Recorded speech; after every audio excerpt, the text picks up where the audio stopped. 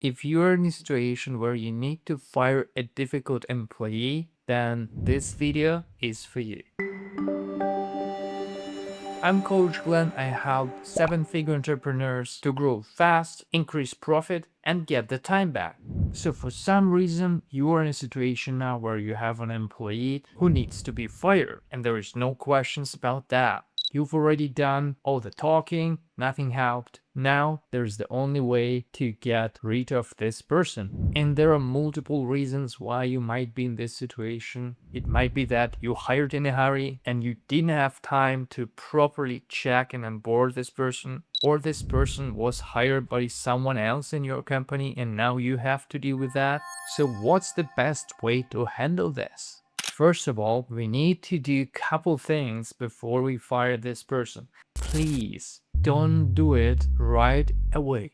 We need to understand what are the values that this person currently provides to the company. And we need to separate measurable values with unmeasurable values. Please make a list of all measurable values. So let's say you have to fire Steven. Steven is working in a sales department, and every month he's making $500,000 in sales, working with his clients in our company, basically with our clients, right?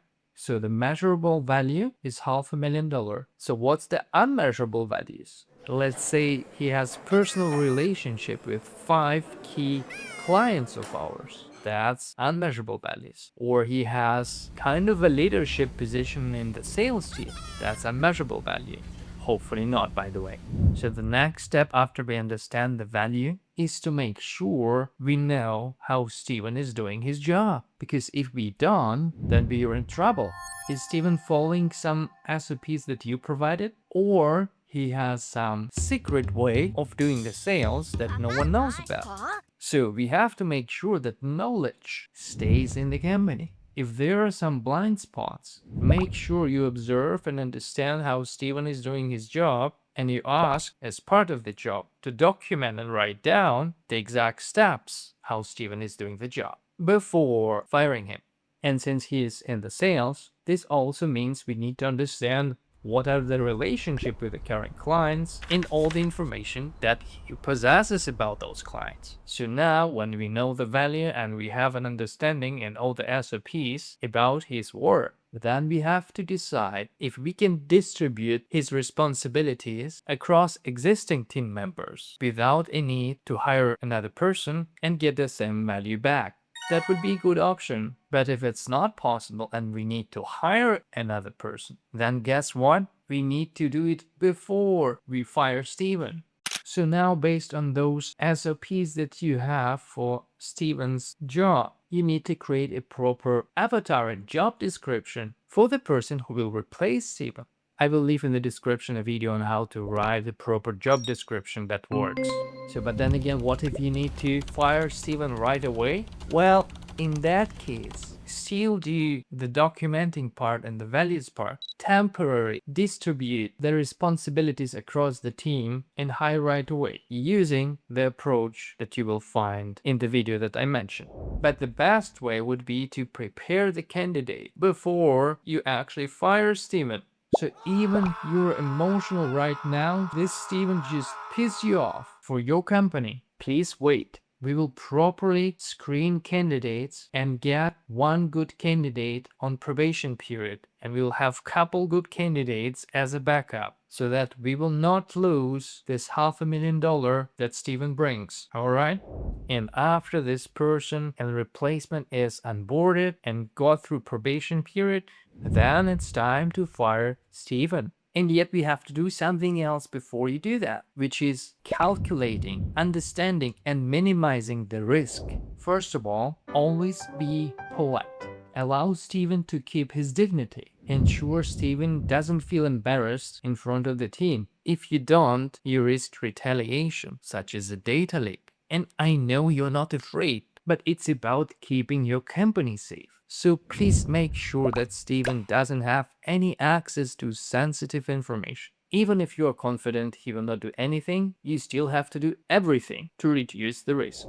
While talking to Steven, acknowledge the value he brought to the company and agree on a proper contract and date. Give him transition time and severance 1 or 2 months to allow him to find another job. It doesn't mean he has to go to the office for this whole month. If you don't want to see him, you can just tell, hey, I'll pay you. You can just go home and start looking. So use your time efficiently. You will still get paid. You might think it's unnecessary, but I've seen businesses suffer from extreme actions, and let's be honest, stupid actions, by fired employees. From data leaks to burned warehouses, if paying 1 or 2 months isn't feasible for your budget, still treat Steven with respect. Even if you dislike Steven personally, as a leader, acknowledge his work in front of the team so he doesn't feel kicked out. And why I'm talking about Steven's feelings? Not only because of the risks that Steven can bring, but also because of the impact that a fired employee is having on the team's morale.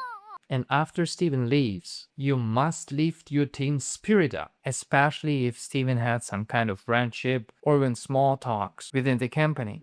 And clearly explain, okay, Steven was fired because of those reasons, but even he is not part of our team, you as a leader made a decision to give him proper severance so he can find another job, and your current employees will watch how you handle this. If you fire someone suddenly, without communication, they will feel insecure. They will worry, oh, this might happen to me. And those type of thoughts in employees' heads lead to unease and insecurity, lower performance. So instead, your team needs to understand what's acceptable in your company's culture and what's not. And because it's clear why Steven was let go, your leadership will remain stable. That's how you protect your team performance and grow your profit.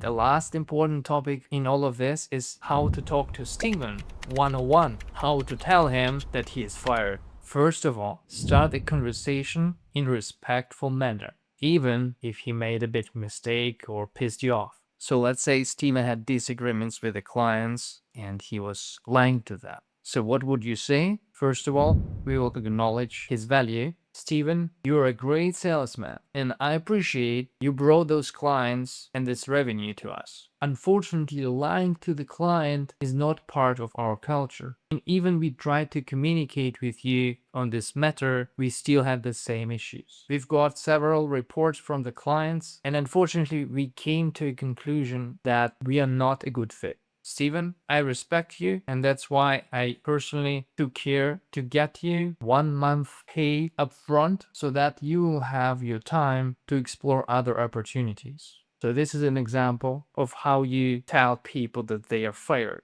Be ready for various emotional reactions, from calm acceptance to anger and even tears. You might hear things like, oh, I gave 5 years of my life to this company and that's what I get. Don't take it personally, stay calm.